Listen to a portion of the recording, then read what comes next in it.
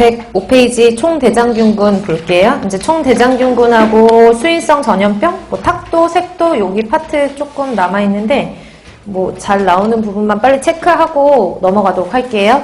이제 총대장균군 같은 경우에는 정의를 알고 계셔야 되거든요. 정의.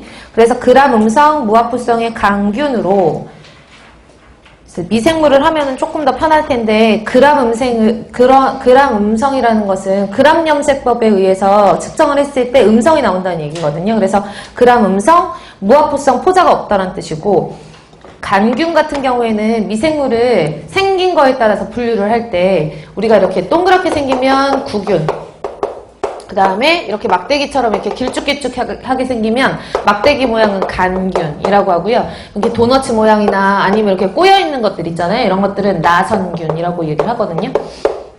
그래서 간균이라고 하는 거는 대장균들은 어떻게 생겼다? 길쭉길쭉하게 생겼다. 이렇게 알아두시면 돼요. 막대기 모양이다. 그래서 락토스를 분해한다 라고 되어 있는데요. 예전에는 젖당이라는 말을 썼었어요. 젖당, 유당이라고 쓰니까 그래도 혹시나 락토스라고 하는 그 화물 그 효소 자체가 이제 젖당이라고 나올 수도 있으니까 젖당이나 유당 이라고 써놓으시고요. 다시요. 그람 음성, 그람 염색법에 의해서 측정을 하면 뭐가 나온다? 음성을 나오고 그 다음에 무압부성, 포자가 없는 막대기 모양의 균으로 간균, 락토스를 분해해서 뭐를 발생시킨대요? 가스나 산을 발생시키는 가스 동그라미하고 산도 동그라미 하셔야 돼요. 가스나 산을 발생하는 그 다음에 또 중요 표시 모든 호기성 또는 통성, 혐기성 균을 말한다. 추역제 됐었거든요. 그래서 대장균과 관계없는 것은 하고서 나왔으니까 뭐 호기성 또는 통성, 혐기성 균을 말하는 건데 뭐 혐기성 균 이렇게 나올 수 있으니까 알아두셔야 돼요. 통성이란 말이 붙으면은 쉽게 말하면은 통성은 임의성을 말하는 거긴 한데 통성, 혐기성 균이다. 원래는 혐기성 균이라고 생각하시면 돼요. 원래는 혐기성 균인데 통성이 앞에 붙잖아요. 그러면 혐기성 균은 원래 자유산소가 있으면 살 수 없는 균이잖아요. 근데 혐기성 균인데 산소가 있어도 살 수 있는 균이라고 생각하시면 조금 편리하실 거예요. 그래서 통성, 혐기성 균. 그럼 통성, 호기성 균이면 뭐예요? 원래는 호기성 균인데 산소가 없어도 살 수 있는 애들. 이것을 통성, 호기성 균이라고 하죠.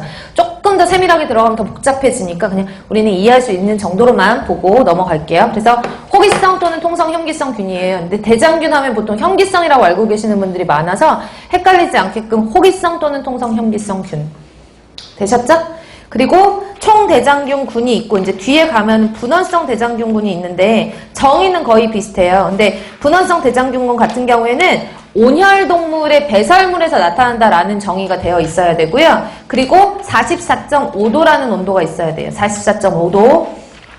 아니 안 넘기셔도 조금 뒤에 나오니까 제가 지금 외우려고 하는 내용은 총대장균군은 그람 음성,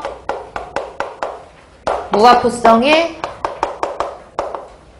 간균으로 락토스, 젖당을 분해하여 가스 또는 산을 발생하는 모든 호기성 또는 통성, 혐기성균을 총칭한다라고 하잖아요. 그쵸? 이걸 말 계속해야 돼요. 그람 음성, 무압부성의 간균으로 락토스를 분해해서 가스 또는 산을 발생하는 호기성 또는 통성, 혐기성균을 총칭한다. 이렇게 외워두셔야 되거든요. 근데 여기서 분원성 대장균군이라는 게 있어요. 분원성이라는 얘기는 분변하는 거거든요. 그래서 온혈동물이란 말이 나와야 되고 배설물이라고 하는 게 나와야 돼요. 그래서 온혈동물의 배설물에서 발생하는 그람음성 무압부성의 간균으로 똑같아요. 그람음성 무압부성 간균으로 44.5도씨에서 락토스를 분해하여 가스 또는 산을 발생하는 모든 호기성 또는 통성, 혐기성 균을 총칭한다라고 정의되어 있거든요. 그러니까 거의